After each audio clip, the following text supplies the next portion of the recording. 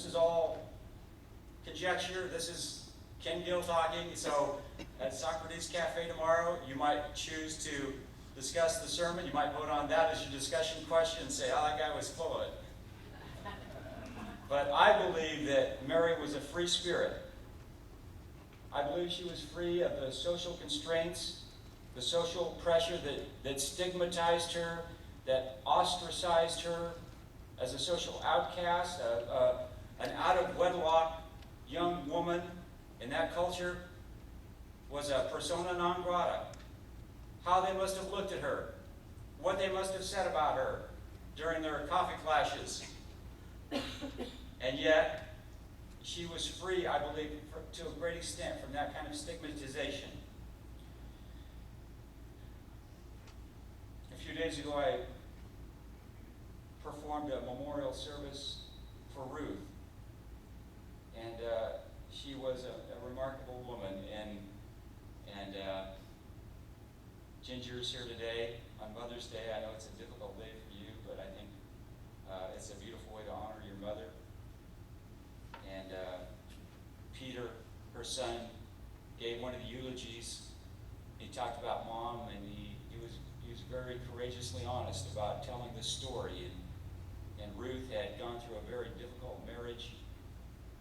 I won't say any more than that, but it was a difficult one. So finally she got divorced in around the 1930s or 40s, somewhere in there, when divorce was totally stigmatized. If you were a divorced person, divorce was stigmatized 20 years ago, but 30s and 40s, women didn't get divorced. And so she got divorced, and she remained so faithful to her 3 children. She raised those 3 children as a single mother, giving her life for those children. And it must have been so difficult for her. She was not fully accepted by the other women in the neighborhood. They saw her as a threat, a young, single, attractive woman. And but she didn't let that get her down. And she continued to be the kind of mother those children needed. And as I listened to those testimonies and eulogies at the memorial service, I saw what an impact that had in this world. Well, I believe that Mary was free.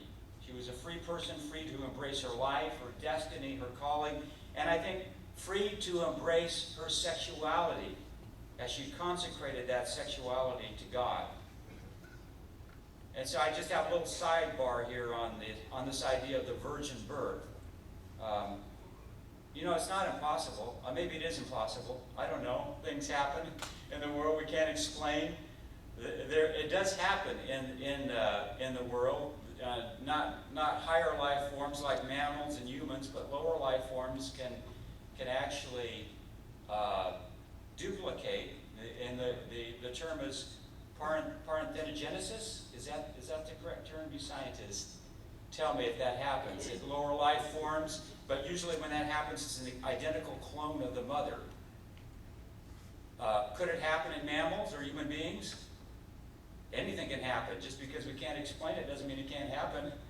But I don't think it happened in this case, and I'll tell you why. There are 2 reasons. I think the virgin birth was a mechanism created to elevate the stature of Jesus by the early church. That's what I happen to believe. And it was a very common myth.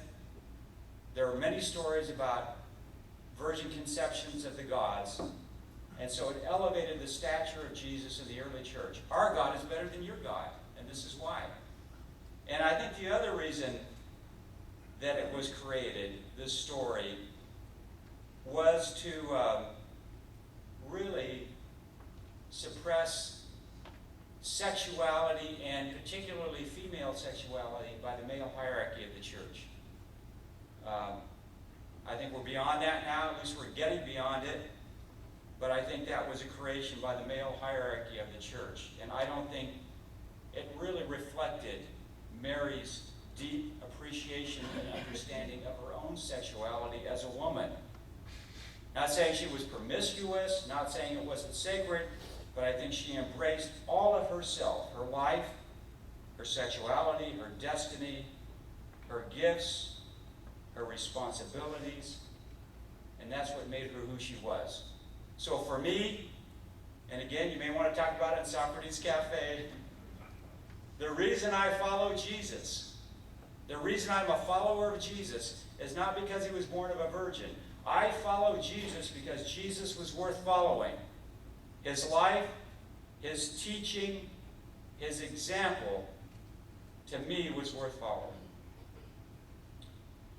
She was an incredibly faithful woman, a woman of faith, and a woman of freedom. So we may want to reconsider, not venerate, but remember and celebrate Mary today on Mother's Day. Her faith, her fidelity, her freedom, embodying the best and highest virtues of what I call mother love. Mother love. Mother love. That's what we celebrated today, as we shared those names, as we took our flowers. And I know for some of you it's a little bittersweet because your mothers are gone. Or for some of you, your mothers didn't match up to the high standards that I've spoken about today. And I always hesitate on Mother's Day or Father's Day to elevate those stations in life, because I know for many people, you did not have a good experience. But I think at its best, it's something very beautiful and very much worth savoring in this world. I was one of the lucky ones. I am one of the lucky ones because I have that in my mother. I really do. She actually is going to be here in a couple of weeks in Florida. My daughter's getting married out in the garden. She's coming from California, getting on the airplane. She's only been on an airplane twice in her life. Both of those times were when I was recovering from my accident. I didn't think she'd ever get on a plane again. She has no desire to get on a plane. All she wants to do is stay home. That's fine. But her granddaughter's getting married, and family is that important to her. So she's getting on the plane, and she's coming to Florida. So I have written a little poem. It's rather personal, but it's really not. It can apply to many of you, so I thought I'd read it, and I will probably give it to her when she gets here to Florida. It's called Mother Love. Mother love is sacred in nature and in kind. Its scope is all-embracing, its origin divine. It reaches past survival, it nurtures and sustains. It rises above judgment and self-interest, it disdains. It's a big, big love, a love that makes no sense. It wants no recognition, it seeks no recompense. It takes up all the dishes, it leaves one bite of meat. It labors till it's weary, it won't admit defeat. This love won't let go. It won't hear no. It won't complain. It's not for show. I know a woman who loved with mother love, and she wasn't a mother. Her love, too, was indiscriminate, soft, deep, tender, fierce, and unrelenting. My mother, full of grace and pain, hope and heartache, beauty and truth, the closest thing to God, the brightest star in the night sky. She is unconscious of her own magnificence. She never read 1 Corinthians. She never majored in personal growth. And only a few people took note. But she didn't care. And she loved more deeply than most of us ever imagined loving. Happy Mother's Day.